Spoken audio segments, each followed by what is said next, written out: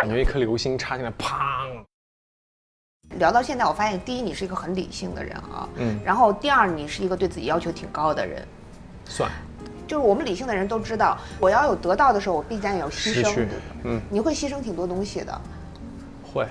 那，比如说你现在年纪也不轻了对父母模式上线。你回家的时候，你爸妈不会跟他说：“哎，肖战啊，你现在年纪也不轻了，有没有考虑过找个对象啊？”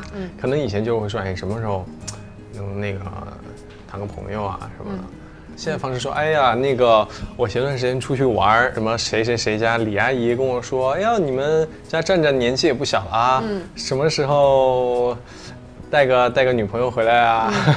就是我妈的方向变了，从单刀直入。变成了包围迂回包围的模式。那你自己有想过吗？我实话实说，目前真没想过。一是没空想，二是压根儿就没往那方面想。如果你恋爱的话，你会公开吗？如果恋爱的话，我会。你会啊？哎，你不觉得这对你事业有影响吗？所以要慎重啊。但是你要说幸福，其实，我觉得如果说那个时候喜爱我的人很多的时候，我反而会觉得说，如果公开的话，就是会对那个人会有一点不太好，会有压力，会伤害到他。因为你不可能一辈子不谈恋爱嘛。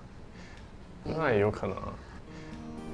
这么单身主义者吗？你看，就是有一些艺人，有一些 idol， 有一些偶像，他们真的是可以做到说非常严格的自我规划，就是不能恋爱。哎，之前有一个很火的那个微博上的段子说，idol 谈恋爱要被杀头。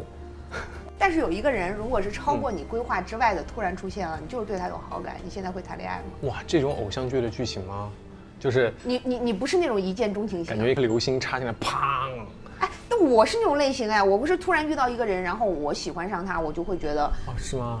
对啊。其实一见钟情，哎，像小时候我们看那种美国的那种爱情电影哈，一见钟情就觉得很美好，然后就一眼万年。但现实生活当中，我觉得你理性到这种程度了？至少我没有遇到过，所以我不太相信一见钟情。我要是见到很漂亮的女生，我都不知道该怎么说话。难怪你跟我聊得这么好啊！哪有？我第一次见到薇薇姐，我也好紧张哦。那是因为我比较凶，你不用安慰我，我能撑得住。其实我还挺难受的，很想向全世界申辩说，其实我没有，还是以前那个肖战。你觉得会是因为嫉妒吗？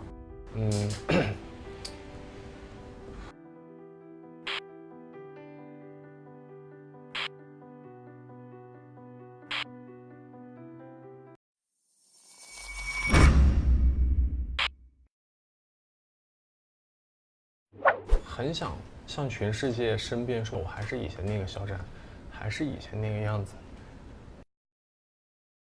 以前我第一次采访你的时候是在2017年嘛，那个时候你还在那个男团里，然后当时你来跟我打个招呼，你记不记得？你来我化妆间跟我打个招呼，然后我就跟你 say hi， 当时我觉得哎呀这小孩好好看呐，就过去了。然后过了一阵子，过了几年，你也是很有礼貌过来跟我打招呼，然后呢，但是我的第一反应就是我要去你的化妆间也跟你打一个招呼啊。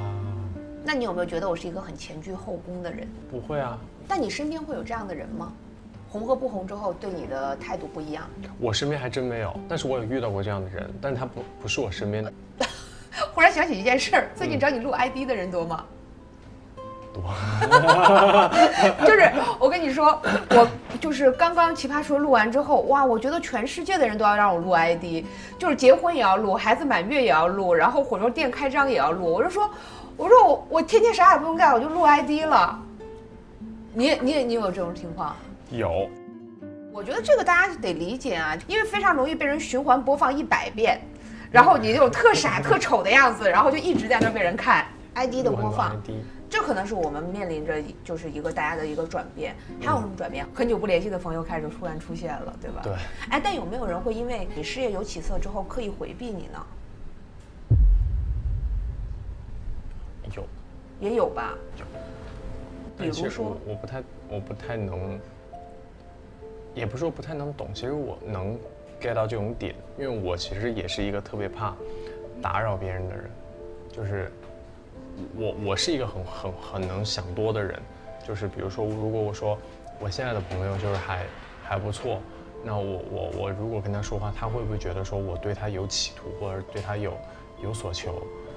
然后你会觉得身边很多朋友有的时候会刻意的疏远你了，其实是因为他们觉得不想占你便宜。其实我还挺难受的，聊到这个话题就是，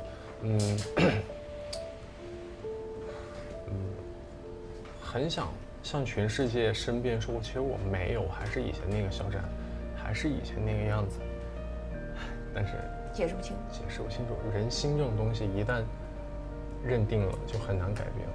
你觉得会是因为嫉妒吗？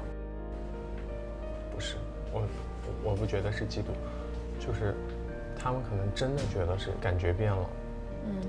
这种东西其实很微妙，我觉得情感其实是最微妙的，你说不上来它是1、2、3、4、5、6、7哪一条变了，但可能就是一个笔画的走向，往上往下横，细微的变化它就会变了。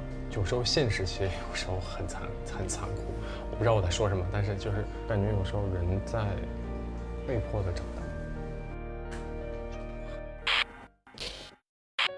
那你觉得咱俩是朋友吗？